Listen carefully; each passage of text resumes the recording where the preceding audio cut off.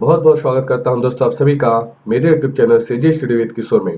दोस्तों आज हम हिंदी का प्रैक्टिस सेट 2 देखेंगे। ये जो प्रैक्टिस सेट है दोस्तों, आप इसे एक टेस्ट सीरीज के रूप में लीजिएगा ताकि आपका टेस्ट के रूप में बहुत ही अच्छा प्रैक्टिस हो जाए। दोस्तों ये जो एसीएफ का एग्जाम होने वाला है सितंबर में, उसके अंतर्गत दोस्तों ये प्रैक्टिस सेट मैं करवा रहा हूँ। तो आशा करता हूँ दोस्तों ये सभी क्वेश्चन आपके एग्जाम के लिए काफी महत्वपूर्ण होंगे। तो आइए दोस्तों शुरू करते हैं। हमारा पहला क्वेश्चन है, उच्चारण का त्रुटियों का कारण क्या है। दोस्तों यहाँ पे गत छूट गया है। तो ऑप्शन ए है वाग्यंत्र के दोष, ऑप्शन बी है क्षेत्रीय बोली का प्रभाव, ऑप्शन सी है भाषा के महत्व को नहीं समझना, ऑप्शन डी है दोस्तों उच्चारण स्थल का सही ज्ञान न होना। तो इसका आंसर दोस्तों आप लोग जल्दी से प्रैक्टिस कमेंट बॉक्स में दे दीजिए। इसके बाद इसका मैं सही आंसर बताऊंगा। तो दोस्तों इसका सही आंसर होगा ऑप्शन नंबर डी, उच्चारण स्थल का सही ज्ञान ना होना। जो दोस्तों उच्चारण का जो त्रुटियों का मुख्य कारण होता है दोस्तों, कहाँ पास कौन सा शब्द बोलना है और उच्चारण को सही दृष्टि से नहीं समझ पाने के कारण यह समस्या उत्पन्न होता है। तो इसका दोस्तों सही आंसर होगा ऑप्शन नंबर डी, उच्चारण स्थल का सही ज्ञान ना होना। हमारा अगला क्वेश्चन है दोस्तों, क्वेश्चन नंबर 2, निम्नलिखित में देशज शब्द है।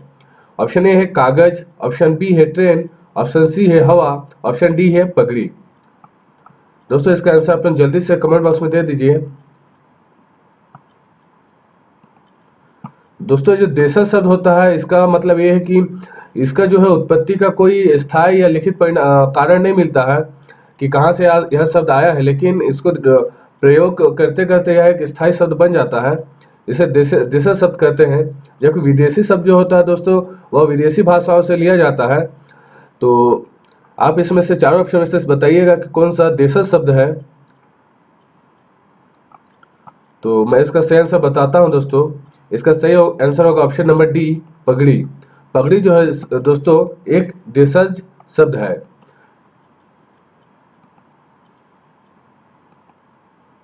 हमारा अगला क्वेश्चन है दोस्तों, क्वेश्चन नंबर 3। इसमें दिया गया है दोस्तों कि कौन सा शब्द विदेशी भाषा से नहीं आया है। यानी कि दोस्तों जो 4 ऑप्शन दिया गया है, इसमें से कौन सा जो ऑप्शन है वह दोस्तों विदेशी भाषा से नहीं लिया गया है, यानी कि कौन सा शब्द जो है देशज है। तो दोस्तों इसका पहला ऑप्शन है ऑप्शन नंबर ए शादी, ऑप्शन नंबर बी है साबुन, ऑप्शन नंबर सी है ट्रेन और ऑप्शन नंबर डी है दोस्तों कबड्डी। तो इसका आंसर दोस्तों आप लोग जल्दी से कमेंट बॉक्स में दे दीजिए। तो दोस्तों इसका सही आंसर होगा ऑप्शन नंबर डी। ये जो है दोस्तों यह एक देशज शब्द है, इसको विदेशी भाषा से नहीं लिया गया है। शादी, साबुन, ट्रेन, ट्रेन जो है दोस्तों एक अंग्रेजी से लिया गया है। अब बाकी ये दोनों दोस्तों, ये शादी जो है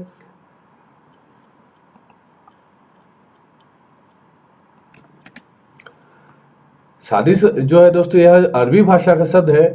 और साबुन जो है दोस्तों यह सोप नामक शब्द से आया है, जो कि अंग्रेजी भाषा का शब्द है। तो दोस्तों साबुन हो गया अंग्रेजी, ट्रेन भी हो गया अंग्रेजी, और शादी हो गया अरबी हो गया दोस्तों, और कबड्डी जो है हमारा देशज शब्द हो गया दोस्तों।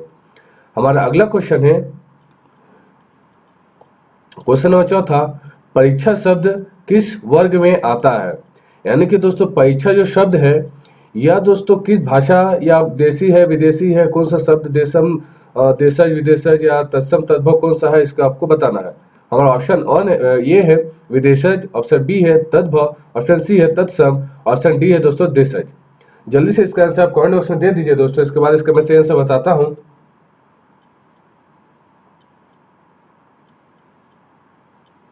इसका सही आंसर होगा दोस्तों तत्सम। ऑप्शन नंबर सी इसका सही आंसर है। जो परीक्षा की जो उत्पत्ति है इस शब्द का, इसको दोस्तों तत्सम शब्द से लिया गया है। तत्सम वो शब्द है दोस्तों जिसको शुरुआत में जो शुरुआते से ही पुराने जमाने से ही हम लोग बोलते हुए आ रहे हैं, चलन आ रहा है। जैसे पुराने चलन से दोस्तों जो चलते हुए आ जाता है उसे हम तत्सम कहते हैं। तथा जिसका उपयोग करते करते जिन शब्दों का उसका अर्थ अलग टाइप से उसका जैसे ले लेते हैं। जैसे हो गया दोस्तों, पहले हम लोग दुग्ध जो है तत्सम शब्द है, तथा दूध जो है वह दोस्तों एक तद्भव शब्द है। तो दोस्तों आइए आगे बढ़ते हैं। हमारा अगला क्वेश्चन है, क्वेश्चन नंबर 5वां, वकील किस भाषा का शब्द है। वकील यानी कि दोस्तों किस भाषा का शब्द है। वकील जो किस ऑप्शन ए है दोस्तों फारसी, ऑप्शन बी है अरबी, ऑप्शन सी है तुर्की और ऑप्शन डी है दोस्तों पुर्तगाली।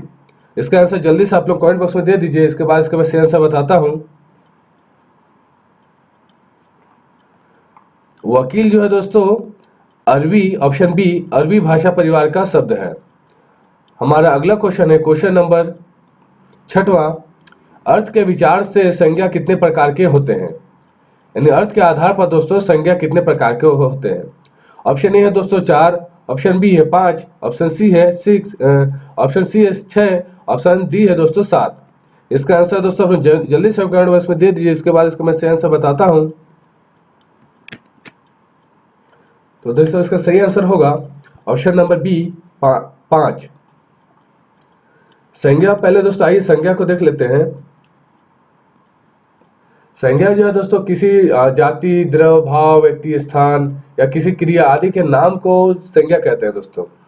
जैसे कि दोस्तों पशु एक जाति हो गया, सुंदरता दोस्तों किसी का गुण हो गया, व्यथा जो किसी का भाव हो गया, जो मोहन है किसी व्यक्ति का नाम है दोस्तों तो ये व्यक्तिगत हो गया, दिल्ली जो है किसी स्थान का नाम है यानी कि स्थानवाचक हो गया, मरना जो है या मारना जो है दोस्तों यह क्रियावाचक हो गया।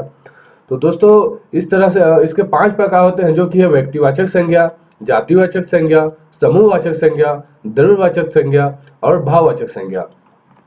हमारा अगला क्वेश्चन है दोस्तों क्वेश्चन नंबर 7वां, निश्चयवाचक सर्वनाम कौन सा है? ऑप्शन ए है क्या, ऑप्शन बी है कुछ, ऑप्शन सी है दोस्तों कौन और ऑप्शन डी है यह। दोस्तों इसमें से आपको बताना है कि ऐसा इनमें से कौन सा जो शब्द है वह निश्चय, मतलब कोई भी चीज को एकदम निश्चय या परफेक्ट है उसको दर्शाता है। तो इन सभी शब्दों का दोस्तों आप लोग वाक्य में इस्तेमाल करके इसका सही आंसर पता कर सकते हैं।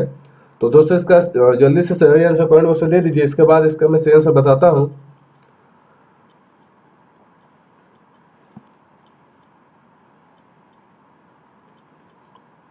तो दोस्तों इसका सही आंसर होगा ऑप्शन नंबर डी, यह जो है दोस्तों यह एक निश्चयवाचक सर्वनाम है। यानी कि दोस्तों जैसे क्या हो गया, मतलब यह एक भाव को पूछ रहा है कि क्या, कुछ, कौन, यह एक भाव को पूछ रहा है। तो ये दोस्तों नहीं होगा, यह जो है यह यानी कि एकदम सटीक, तो यह एक निश्चय हो गया दोस्तों। तो इसका सही आंसर होगा दोस्तों ऑप्शन नंबर डी, यह। हमारा अगला क्वेश्चन है दोस्तों क्वेश्चन नंबर 8, आलस्य शब्द का विशेषण क्या होगा? जो आलस्य है दोस्तों उसका विशेषण क्या होगा? पहले तो दोस्तों जान लीजिए कि विशेषण क्या होता है। किसी संज्ञा, सर्वनाम या किसी क्रिया का जो विशेषता बताता है दोस्तों उसे हम विशेषण कहते हैं। तो इन चार ऑप्शन दिया गया दोस्तों, जैसे ए हो गया आलस, ऑप्शन बी हो गया अलस, ऑप्शन सी हो गया आलसी और ऑप्शन डी हो गया आलसीपन। इन चारों में से दोस्तों आपको ये बताना है कि इनमें से कौन सा जो ऑप्शन है यह दोस्तों आलस का विशेषण को बताता है। तो इसका आंसर जल्दी से आप कमेंट बॉक्स में दे दीजिए, इसके बाद इसका मैं सही आंसर बताता हूं। तो दोस्तों इसका सही आंसर होगा आलसी। आलसी जो है दोस्तों यह आलस्य का विशेषण है, या आलसीपन बोल सकते हैं। तो आलसीपन नहीं होगा दोस्तों, आलसी जो है या शुद्ध हिंदी में दोस्तों इसको आलस्य का हम विशेषण बोलेंगे। हमारा अगला क्वेश्चन है क्वेश्चन नंबर 9, क्रिया का मूल रूप क्या कहलाता है? यानी किसी क्रिया या काम को करने का जो मूल रूप होता है उसे हम क्या कहते हैं? तो इसमें ऑप्शन दिया गया है दोस्तों, ऑप्शन ए है धातु, ऑप्शन बी है कारक, ऑप्शन सी है दोस्तों क्रिया विशेषण, ऑप्शन डी है उपयुक्त में से कोई नहीं। तो मैं आशा करता हूं दोस्तों आप लोग इसका क्रिया के बारे में पढ़े होंगे।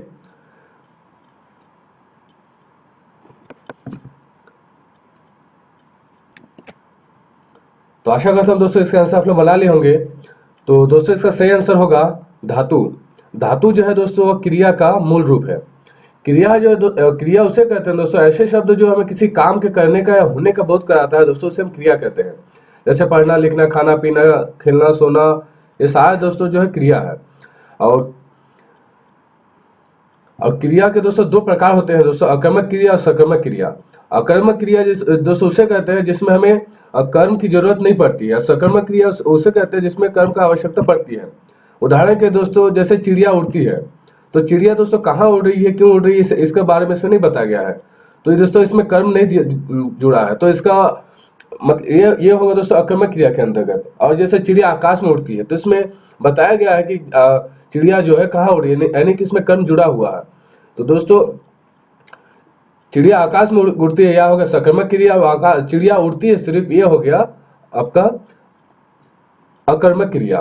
तो आशा करता हूं दोस्तों आप क्रिया लोग समझ गए होंगे। तो हमारा अगला क्वेश्चन है दोस्तों क्वेश्चन नंबर 10वां, लिंग की दृष्टि से दही क्या है। यानी लिंग की दृष्टि से आपको बताना होगा। जैसे लिंग दोस्तों 2-3 प्रकार के होते हैं, स्त्रीलिंग पुल्लिंग मुख्यतः 2 होते हैं, लेकिन नपुंसकलिंग को भी इसमें कहीं कहीं जोड़ लिया जाता है। तो दोस्तों इसका आंसर आप लोग जल्दी से कमेंट बॉक्स में दे दीजिए, इसके बाद इसका मैं सेंस से बताता हूं। तो दोस्तों इसका सही आंसर होगा ऑप्शन नंबर बी, पुल्लिंग। दही जो है दोस्तों यह एक पुल्लिंग शब्द है। हमारा अगला क्वेश्चन है दोस्तों क्वेश्चन नंबर 11वां, राम ने कहा कि गाड़ी उलट गई, यह किस तरह का वाक्य है दोस्तों। ऑप्शन नंबर ए है सरल वाक्य, ऑप्शन नंबर बी है द्वितीय वाक्य, ऑप्शन नंबर सी है संयुक्त वाक्य, ऑप्शन नंबर डी है दोस्तों मिश्र वाक्य। तो जल्दी से दोस्तों आपको इसका आंसर बता दीजिए, इसके बाद इसका मैं सही आंसर बताता हूं।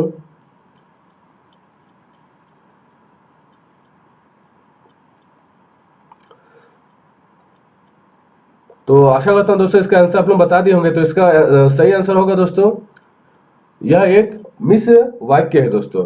यानी कि दोस्तों इसमें राम ने कहा गाड़ी उलट गई, राम और गाड़ी दोस्तों ये दोनों अलग अलग वाक्य में से अलग अलग वाक्य लिया गया है, अलग अलग शब्द लिया गया है, जो कि राम एक राम, इसमें दोस्तों 2 तरह का संज्ञा का इस्तेमाल, जैसे राम हो गया दोस्तों व्यक्तिवाचक संज्ञा, गाड़ी जो हो गया दोस्तों यह हो गया आपका जातिवाचक संज्ञा। तो दोस्तों ये दोनों 2 संज्ञा का इस्तेमाल हुआ, तो इसे हम मिश्र वाक्य कहेंगे दोस्तों। हमारा अगला क्वेश्चन है क्वेश्चन नंबर 12वां, इनमें से कौन स्वर संधि का उदाहरण है। ऑप्शन ए है संयोग, ऑप्शन बी है मनोहर, ऑप्शन सी है दोस्तों नमस्कार, ऑप्शन डी है दोस्तों पवन।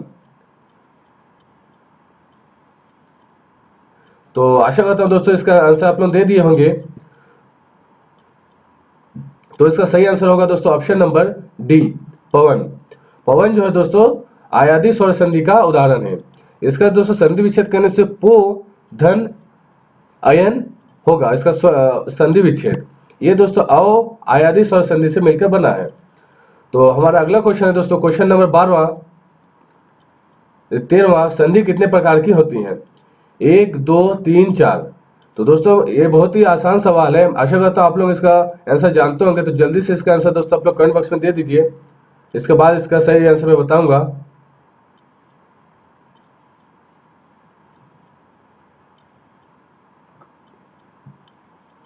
तो दोस्तों आशा करता हूं इसका आंसर आप लोग दे दिए होंगे।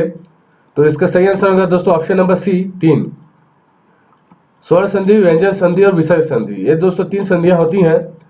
इसके बारे में मैं अलग से आप लोगों को क्लास ले लूंगा, तो उसमें समझा दूंगा कि संधि कितने प्रकार के होते हैं, किसे कहते हैं, तथा किस तरह से उसका विच्छेद करते हैं, तथा किस तरह से संधि को जोड़ते हैं। तो हमारा चलिए दोस्तों आगे बढ़ते हैं। हमारा अगला क्वेश्चन है क्वेश्चन नंबर 14, त्रिफला में कौन सा समास लगा है। त्रिफला में कौन सा समास लगा है। ऑप्शन ए है अविभाज्य समास, ऑप्शन बी है द्वंद्व समास, ऑप्शन सी है द्विगुणी समास, ऑप्शन डी है दोस्तों कर्मधारय समास। तो दोस्तों इसका जल्दी से आंसर दे दीजिए, इसके बाद इसका मैं सही आंसर बताता हूं। तो दोस्तों इसका सही आंसर होगा दोस्तों द्विगु समास। द्विगु समास के अंतर्गत दोस्तों जितने भी वो जुड़ते हैं, जैसे नंबर वाले सीरीज जुड़ते हैं, जैसे पहला, दूसरा, तीसरा, नौवां, 10वां, जो भी दोस्तों जैसे त्रिफला का दोस्तों समास करने से 3 फल वाला, तो 3 जुड़ा है दोस्तों, इसलिए इसे द्विगु समास कहते हैं। द्वंद्व समास का अंतर्गत दोस्तों 2 समान से सब जुड़ते हैं, जैसे हो इसके अंदर हो गया माता पिता, भाई बहन, ये दोस्तों द्वंद्व समास के अंतर्गत आते हैं। तो हमारा दोस्तों अगला प्रश्न है प्रश्न नंबर 15, जो धरती फोड़कर निकलता है उसे क्या कहते हैं। ऑप्शन ए है स्वयंभू, ऑप्शन बी है उद्भव, ऑप्शन सी है दोस्तों उद्भिज, ऑप्शन डी है दोस्तों धराभाव। तो जल्दी से इसका आंसर दोस्तों आप लोग कमेंट बॉक्स में दे दीजिए, इसके बाद इसका मैं सही आंसर बताऊंगा। तो दोस्तों वीडियो काफी बड़ा हो जाएगा, थोड़ा जल्दी चलते हैं, स्पीड चलते हैं। तो आप लोग जल्दी जल्दी इसका आंसर दे दीजिएगा। तो दोस्तों इसका सही आंसर होगा option number C. Option number C दोस्तों जो दिया गया उद्भिज, ये इसका सही मतलब है। जमीन फोड़ के जो निकलता है, जैसे कि कोई भी बीज हो गया दोस्तों, जितने भी पेड़ पौधे वृक्ष ये सारे चीज जो होते हैं ये सभी उद्भिज के अंतर्गत आते हैं। हमारा अगला क्वेश्चन है क्वेश्चन नंबर 16। ओखली में सिर दिया तो मुसलों से क्या डर। मुसलों ने दोस्तों मसलने से इसका मतलब होगा क्या डर। कहावत का क्या अर्थ होगा। ऑप्शन ए केवल बाह्य प्रदर्शन, केवल ऑप्शन बी है काम करने का उतारू होना, ऑप्शन सी है दोस्तों एक काम से दूसरा काम हो जाना, ऑप्शन डी है दोस्तों अधिक लाभ। इसका आंसर जल्दी से आप लोग दे दीजिए दोस्तों, इसके बाद इसका मैं आंसर बताऊंगा। तो दोस्तों इसका सही आंसर होगा ऑप्शन बी, काम करने पर उतारू होना। यानी कि दोस्तों किसी काम को जब करना ही है, शुरुआत कर ही दी है, तो उसको रख के चाहे उसको बाद में करने से क्या तुरंत ही कर देना चाहिए। तो यानी इसका होगा कि काम करने में एकदम उतारू होना। हमारा अगला क्वेश्चन है दोस्तों क्वेश्चन नंबर 17। सोरठा छंद में तुक किन चरणों में होती है। तुक दोस्तों इस छंद के बारे में दोस्तों मैं आप लोगों को अलग से क्लास ले लूंगा, उसमें समझा दूंगा कि छंद किसे कहते हैं, कितने प्रकार के होते हैं तथा किस तरह से हम लोग छंद पहचानना चाहिए। तो अभी दोस्तों आइए क्वेश्चन पे आते हैं। ऑप्शन ए है दोस्तों प्रथम एवं तृतीय चरण, ऑप्शन बी है दोस्तों प्रथम एवं द्वितीय चरण, ऑप्शन सी है दोस्तों केवल प्रथम चरण, ऑप्शन डी है दोस्तों तृतीय एवं द्वितीय चरण। तो जल्दी से इसका आंसर आप लोग दे दीजिए दोस्तों, इसके बाद इसका मैं आंसर बताता हूं। तो दोस्तों इसका सही आंसर होगा ऑप्शन नंबर ए, प्रथम एवं तृतीय चरण में दोस्तों तुक लगता है। तुक का मतलब दोस्तों यह होता है किसी शब्द को या किसी कहावत को बोलते समय जो थोड़ा सा एक सेकंड के लिए रुकते हैं, विराम करते हैं, उसे दोस्तों तुक कहा जाता है। तो दोस्तों सोरठा के अंतर्गत दोस्तों यह दोस्तों दोहा का जस्ट उल्टा होता है। इसमें दोस्तों प्रथम और तृतीय चरण में दोस्तों तुक लगता है। हमारा अगला क्वेश्चन है दोस्तों क्वेश्चन नंबर 18। परिच्छेद शब्द का सही संधि विग्रह क्या है। तो दोस्तों आशा करता हूँ इसका आंसर इसके बारे में आप लोग पढ़े होंगे तथा इसका आंसर आप लोग जल्दी से बना लेंगे। तो ऑप्शन ए है दोस्तों परधन छेद, ऑप्शन बी है दोस्तों परिधन छेद, ऑप्शन सी है दोस्तों पधन छेद, ऑप्शन डी है दोस्तों परिधन छेद। तो जल्दी से इसका आंसर आप लोग दे दीजिए दोस्तों। तो आशा करता हूँ दोस्तों इसका आंसर आप लोग बना लिया होगा। इसका सही आंसर होगा दोस्तों ऑप्शन नंबर बी, परिधन छेद। दोस्तों यह एक इसका जैसे कि नियम है, स्वर के बाद जो छ आता है दोस्तों, वह छ से दोस्तों च उच्छा हो जाता है। तो और यह दोस्तों व्यंजन संधि के अंतर्गत आता है। ऑप्शन बी दोस्तों हमारा सही आंसर होगा। हमारा अगला क्वेश्चन है दोस्तों क्वेश्चन नंबर 19। गैर किस भाषा का उपसर्ग है। ऑप्शन ए है हिंदी, ऑप्शन बी है संस्कृत, ऑप्शन सी है अंग्रेजी और ऑप्शन डी है दोस्तों अरबी फारसी। तो जल्दी से इसका आंसर आप लोग दे दीजिए दोस्तों, इसके बाद इसका सही आंसर मैं बताता हूं। तो दोस्तों इसका सही आंसर होगा ऑप्शन नंबर डी, अरबी फारसी।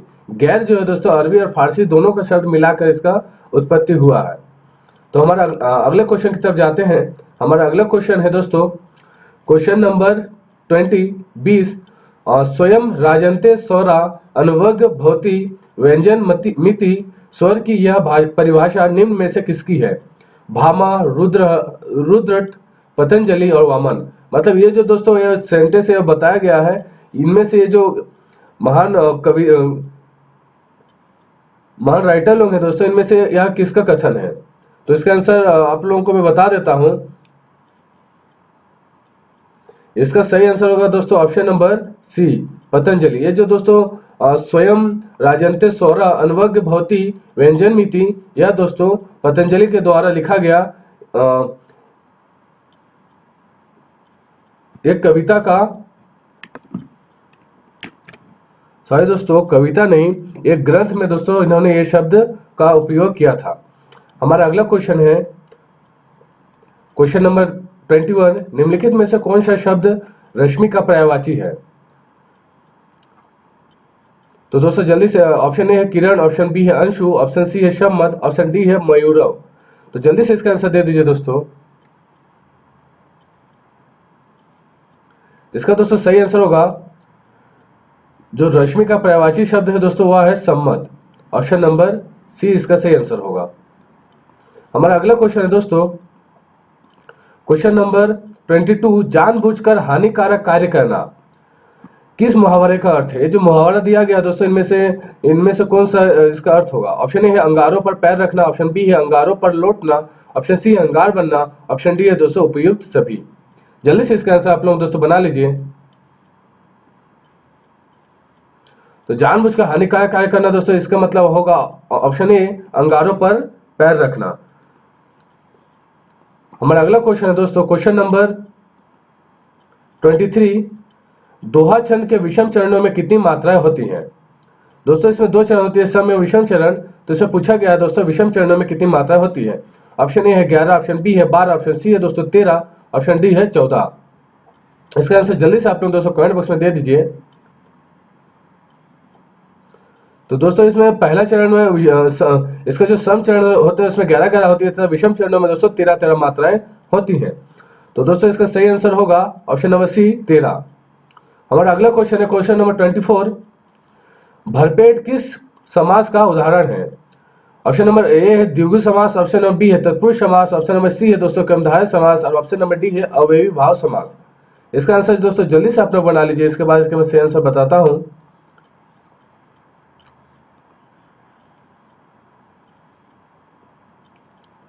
तो दोस्तों इसका सही आंसर होगा दोस्तों अवयवी भाव समास, ऑप्शन नंबर डी। जो भरपेट का दोस्तों मतलब ये होगा समास विग्रह करने पर भरा हुआ पेट या पेट से भरा हुआ, तो अवयवी भाव समास दोस्तों इसका सही आंसर होगा।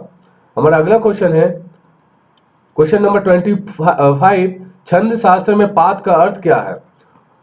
ऑप्शन में ए है छंद का प्रथम भाग, ऑप्शन नंबर बी है छंद का चतुर्थ भाग, ऑप्शन नंबर सी है दोस्तों छंद का द्वितीय भाग, ऑप्शन नंबर डी है दोस्तों उपयुक्त सभी। जल्दी से इसका आंसर दोस्तों आप लोग बना लीजिए। तो दोस्तों इसका सही आंसर होगा दोस्तों ऑप्शन नंबर बी, जो छंद का चतुर्थ भाग है दोस्तों उसे हम पाद कहते हैं। हमारा अगला क्वेश्चन है दोस्तों क्वेश्चन नंबर 26, भरतमुनि ने स्थायी भाव की संज्ञा कितनी मानी है? ऑप्शन नंबर ए है 10, ऑप्शन नंबर बी है 12, ऑप्शन नंबर सी है दोस्तों 8, ऑप्शन नंबर डी है दोस्तों 9। जल्दी से इसका आंसर दोस्तों आप लोग कमेंट बॉक्स में दे दीजिए। रस जो है दोस्तों इसका शाब्दिक अर्थ होता है दोस्तों आनंद। काव्य को पढ़ते या सुनते समय जो आनंद मिलता है दोस्तों उसे हम रस कहते हैं दोस्तों। और रस का स्थायी भाव से तात्पर्य दोस्तों जो है दोस्तों स्थायी भाव से जो रस का जन्म होता है और जो भावना स्थिर और स्वाभाव होती है उसे हम स्थायी भाव कहते हैं दोस्तों। भात मुनि के अनुसार दोस्तों ऑप्शन नंबर डी 9 दोस्तों स्थायी भाव है, जो कि दोस्तों श्रृंगार, रति, हास, शोक, क्रोध, उत्साह, भय, जुगुत्सा, विस्मय, निर्वेद दोस्तों, ये जो है हमारे भरत मुनि साहब के अनुसार 9 स्थायी भाव है दोस्तों। हमारा अगला क्वेश्चन है दोस्तों क्वेश्चन नंबर 27, मस्तूल किस भाषा का शब्द है, यानी किस भाषा परिवार का शब्द है? ऑप्शन ए है अरबी, ऑप्शन बी है फारसी, ऑप्शन सी है दोस्तों अंग्रेजी, ऑप्शन डी है दोस्तों पुर्तगाली। जल्दी से इसका आंसर दोस्तों आप लोग कमेंट बॉक्स में दे दीजिए। तो मस्तूल जो है दोस्तों वह है दोस्तों पुर्तगाली शब्द, ऑप्शन डी दोस्तों हमारा सही आंसर होगा। हमारा अगला क्वेश्चन है दोस्तों क्वेश्चन नंबर 28, यह तुम्हें बापू के अमूल्य गुणों की थोड़ी बहुत जानकारी अवश्य कराएगा, इस वाक्य में निहित विशेषण वाला वर्ग है, यानी इसमें कौन सा विशेषण है दोस्तों इन शब्द में? ऑप्शन ए है बापू तुम्हें, ऑप्शन बी है जानकारी यह, ऑप्शन सी है अमूल्य थोड़ी बहुत और ऑप्शन डी है दोस्तों को कराएगा। जल्दी से इसका आंसर दोस्तों आप लोग कमेंट बॉक्स में या अपना मन मस्तिष्क में बना लीजिए, इसके बाद इसका सही आंसर मैं बताता हूं।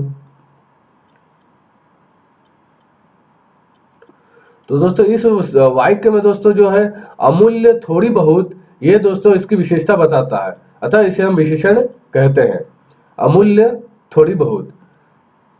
तो option B, option number C दोस्तों इसका सही आंसर होगा। हमारा अगला क्वेश्चन है क्वेश्चन नंबर 29, स्वर संधि के कितने प्रकार होते हैं? ऑप्शन ए है 1, ऑप्शन बी है 2, ऑप्शन सी है 5, ऑप्शन डी है दोस्तों 6। इसका आंसर दोस्तों जल्दी से आप दे दीजिए, इसके बाद इसका सही आंसर मैं बताता हूं।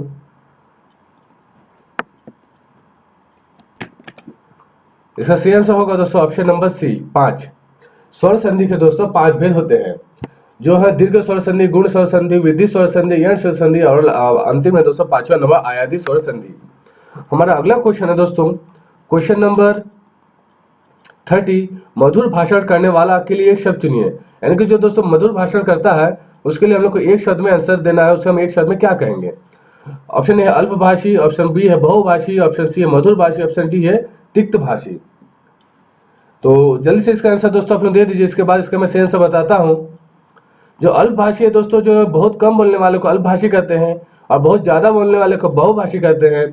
और जो दोस्तों बहुत अच्छा बोलता है, मधुर बोलता है, उसे मधुरभाषी कहते हैं। और जो तीखा बोलता है यानी कि जो चुभने वाला बात बोलता है दोस्तों, उसे हम तिक्तभाषी कहते हैं। तो दोस्तों इसका सही आंसर होगा ऑप्शन नंबर सी, मधुरभाषी। जो मधुर भाषण करता है दोस्तों उसे हम मधुरभाषी कहते हैं। हमारा अगला क्वेश्चन होगा दोस्तों क्वेश्चन नंबर 31, कर्मधारय समास के कितने भेद होते हैं। ऑप्शन ए है 2, ऑप्शन बी है 3, ऑप्शन सी है 4, ऑप्शन डी है दोस्तों 5। जो कर्मधारय समास होते हैं दोस्तों इसके कितने भेद होते हैं। इसका आंसर दोस्तों अपने जल्दी से कमेंट बॉक्स में दे दीजिए। इसका सही आंसर होगा दोस्तों ऑप्शन नंबर सी, 4। जो कर्मधारय समास होते हैं दोस्तों इसके 4 भेद होते हैं, जैसे कि विशेषण पूर्व पद, विशेष्य पूर्व पद, विशेषणोभय पद या विशेष्योभय पद। दोस्तों हमारा अगला क्वेश्चन है क्वेश्चन नंबर 32, मूक शब्द का विलोम क्या होगा। जो मूक शब्द है दोस्तों इसका विलोम क्या होगा। वाचाल, मृदुल, प्रतिमुख और डी है दोस्तों विशिष्ट। जल्दी से इसका आंसर दोस्तों आप लोग कमेंट बॉक्स में दे दीजिए। इसका दोस्तों सही आंसर होगा ऑप्शन नंबर ए दोस्तों वाचाल। मुख जो शब्द है दोस्तों इसका विलोम होगा वाचाल। हमारा अगला क्वेश्चन है क्वेश्चन नंबर 33, वतर से ध्वनियां हैं। वतर से ध्वनियां मतलब कौन सी है दोस्तों। ऑप्शन ए है क ख ग घ, ऑप्शन बी है य र ल व, ऑप्शन सी है दोस्तों प फ ब म, ऑप्शन डी है दोस्तों न ल स ज। तो दोस्तों इसका सही आंसर जल्दी से आप लोग दे दीजिए।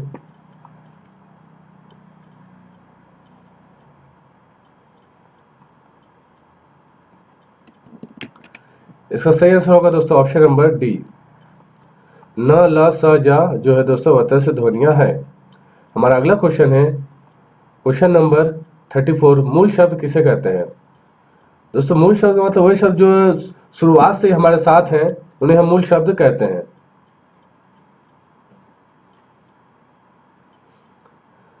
तथा जिनके जो है दोस्तों अर्थ जो है सार्थक नहीं होते हैं उन्हें हम मूल शब्द कहते हैं। जैसे ऑप्शन ए है जिन शब्दों के खंड सार्थक नहीं होते हैं, ऑप्शन बी है जो दो शब्दों के मेल से बनते हैं, ऑप्शन सी है जिसमें उपसर्ग एवं प्रत्यय दोनों होते हैं, ऑप्शन डी है दोस्तों उपयुक्त में से कोई नहीं। इसका आंसर दोस्तों जल्दी से आप लोग दे दीजिए। इसका दोस्तों सही आंसर होगा ऑप्शन नंबर ए। जैसे कि मैंने बताया है दोस्तों कि जिनका मूल शब्द के बारे में कोई सार्थक या कोई सही अर्थ नहीं होता है, चाहे खंड के बारे में सही पता नहीं होता, उसे हम मूल शब्द कहते हैं। ऑप्शन ए इसका सही आंसर है, जिन शब्दों के खंड सार्थक नहीं होते हैं। हमारा अगला क्वेश्चन है क्वेश्चन नंबर 35, उत्पत्ति की दृष्टि से शब्दों के कितने भेद होते हैं। इसमें दोस्तों पूछा गया कि उत्पत्ति के आधार पर शब्द के कितने भेद होते हैं। ऑप्शन ए है 1, ऑप्शन बी है 2, ऑप्शन सी है 3, ऑप्शन डी है दोस्तों 4। इसका जल्दी से आंसर आप लोग कमेंट बॉक्स में दे दीजिए। आशा करता हूं दोस्तों इसका आंसर आप लोग बना लिए होंगे। तो इसका सही आंसर होगा दोस्तों ऑप्शन नंबर डी, इसका सही आंसर होगा 4। जो शब्द के भेद होते हैं दोस्तों 4 होते हैं।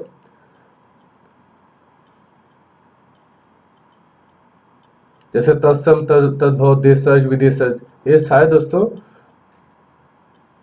शब्द के भेद है। हमारा अगला क्वेश्चन है क्वेश्चन नंबर 36, कृत प्रत्यय के मेल से बनने वाले शब्दों को क्या कहते हैं। जो प्रत्यय होता है दोस्तों कृत प्रत्यय, उसके मेल से जो शब्द बनते हैं उन्हें हम क्या कहते हैं। ऑप्शन ए है दोस्तों धातु, ऑप्शन बी है शब्द, ऑप्शन सी है दोस्तों उपसर्ग, ऑप्शन डी है कृदंत।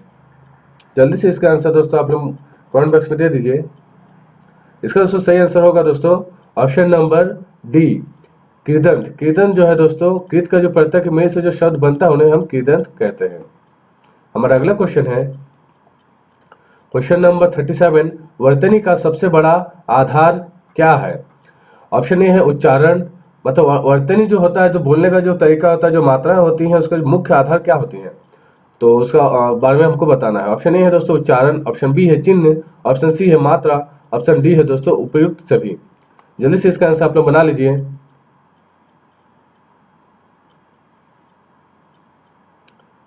तो दोस्तों इसका सही आंसर होगा दोस्तों ऑप्शन ए उच्चारण। दोस्तों हम उच्चारण जो करते हैं, हमारा उच्चारण करने का तरीका ही वर्तनी को किसी भी शब्द को शुद्ध या अशुद्ध करता है। तो इसीलिए हमें अपना बोलने का सलीका तरीका उसका सही उच्चारण करना बहुत ही आवश्यक होता है। तो इसका सही आंसर होगा दोस्तों ऑप्शन नंबर ए उच्चारण। हमारा अगला क्वेश्चन है 38। बीती विभावरी जागरी, अंबर पनघट में डुबो रही तारा घट नागरी, किस अलंकार का उदाहरण है? ऑप्शन ए है रूपक, ऑप्शन बी है उपमा, ऑप्शन सी है विभावना, ऑप्शन डी है दोस्तों अर्थांतर न्यास। इसका आंसर दोस्तों जल्दी से आप लोग कमेंट बॉक्स में दे दीजिए। तो दोस्तों इसका सही आंसर होगा ऑप्शन नंबर ए रूपक अलंकार। ये जो दोस्तों बीती विभावरी जागरी, अंबर पनघट में डुबो रही तारा घट नागरी, ये जो है दोस्तों ये रूपक अलंकार का एक उदाहरण है। हमारा अगला क्वेश्चन है क्वेश्चन नंबर 39। यशोधरा किस संधि का उदाहरण है? ऑप्शन नंबर ए है आयादी संधि, ऑप्शन नंबर बी है दोस्तों व्यंजन संधि, ऑप्शन नंबर सी है दोस्तों दीर्घ संधि और ऑप्शन नंबर डी है दोस्तों विसर्ग संधि। जल्दी से इसका आंसर दोस्तों आप लोग दे दीजिए।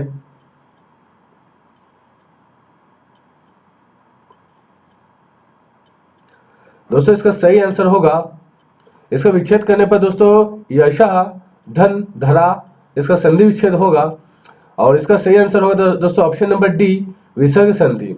यशोधरा का दोस्तों संधि होगा वह विसर्ग संधि का एग्जाम्पल है यशोधरा। हमारा अगला क्वेश्चन है क्वेश्चन नंबर 40। संज्ञा किस प्रकार का शब्द है? ऑप्शन ए है अविकारी, ऑप्शन बी है विकारी, ऑप्शन सी है निर्विकारी, ऑप्शन डी है दोस्तों उपयुक्त में से कोई नहीं। तो इसका आंसर जल्दी से आप लोग कमेंट बॉक्स में दे दीजिए। आशा करता हूं दोस्तों इसका आंसर आप लोग बना लिए होंगे। जो दोस्तों अविकारी शब्द है दोस्तों, जिन शब्दों उसे कहते हैं जिन शब्दों के रूप में कोई परिवर्तन नहीं होता है वही अविकारी शब्द होते हैं, जैसे कि नित्य, और, हे, अरे आदि सब। और दोस्तों विकारी जो शब्द है दोस्तों, जिन शब्दों का रूप परिवर्तन होता रहता है उसे हम विकारी शब्द कहते हैं, जैसा कुत्ता, कुत्ते, कुत्तो, मैं, मुझे, हम, हमें, अच्छा, अच्छे, ये सारे दोस्तों विकारी शब्द है। तो दोस्तों इसका सही आंसर होगा ऑप्शन नंबर बी विकारी शब्द। संज्ञा जो है दोस्तों एक विकारी शब्द है। हमारा अगला क्वेश्चन है क्वेश्चन नंबर 41। उल्लास का संधि विच्छेद करना है दोस्तों। ऑप्शन नंबर ए है उत धनलाश, ऑप्शन बी है उ धनलाश, ऑप्शन सी है उ धनलाश, ऑप्शन डी है दोस्तों उ धनलाश। जल्दी से इसका आंसर आप लोग कमेंट बॉक्स में दे दीजिए।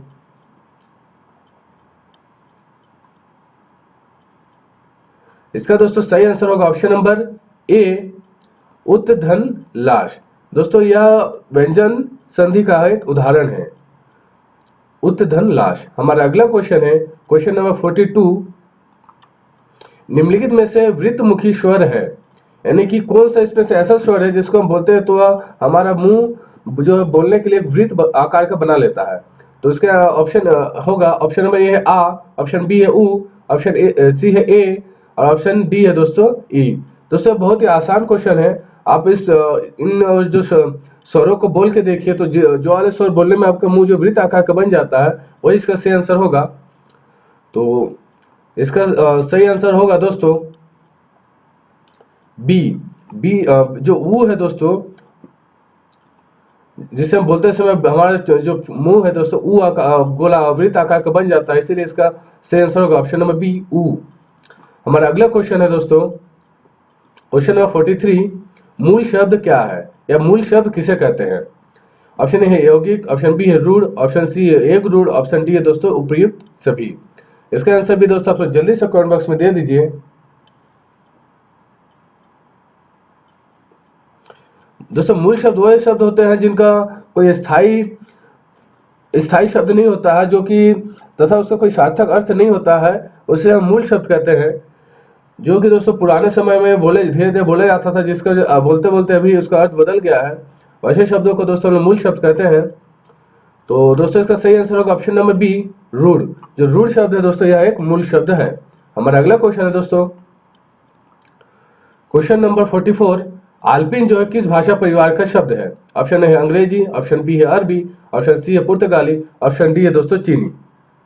जल्दी से इसका आंसर आप लोग दे दीजिए। तो दोस्तों इसका सही आंसर होगा ऑप्शन नंबर सी। जो आल्पिन शब्द है, आल्पिन हो गया, अलमारी हो गया दोस्तों, ये सारे शब्द जो है पुर्तगाली शब्द होते हैं। हमारा अगला क्वेश्चन है क्वेश्चन नंबर 45। चौपाई छंद के प्रत्येक चरण में कितनी मात्राएं होती हैं?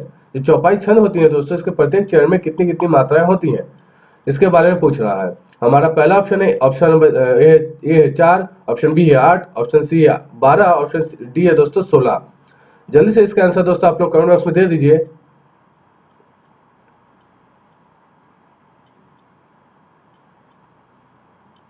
आशा करता हूं इसका आंसर दोस्तों आप लोग दे दिए होंगे। दोस्तों इसका ऑप्शन डी इसका सही आंसर होगा। जो 16 है दोस्तों, यह दोस्तों जो चौपाई चरण होता है दोस्तों, इसमें जो प्रत्येक चरण होता है इसमें 16 मात्राएं लगती है दोस्तों।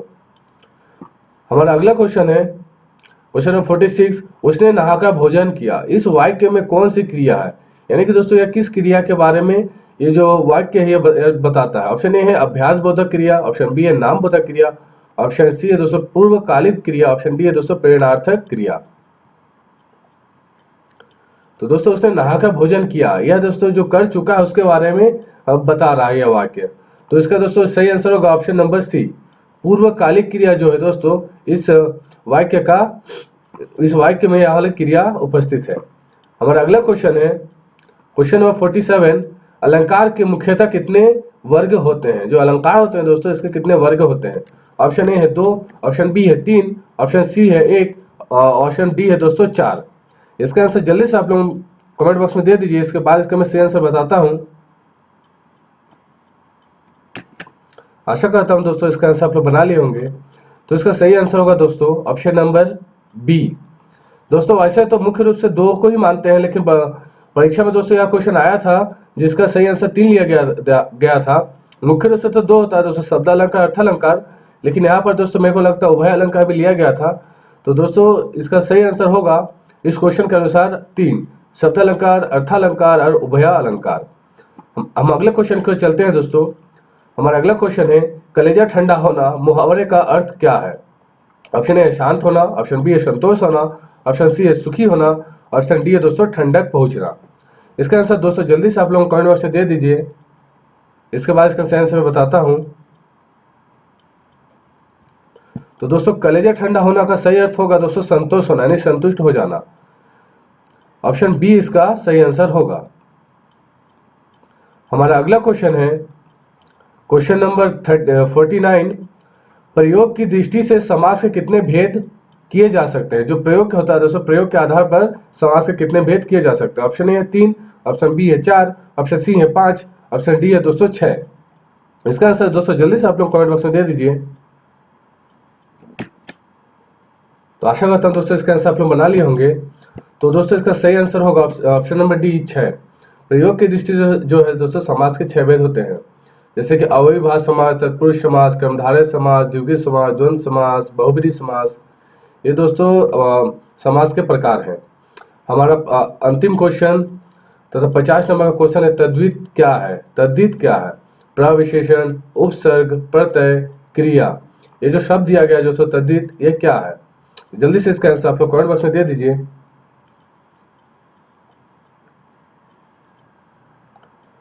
तो आशा करता हूं दोस्तों इसका आंसर आप लोग बना लिए होंगे। तो इसका सही आंसर होगा दोस्तों ऑप्शन नंबर सी, प्रत्यय। प्रत्यय जो है इसका सही आंसर है।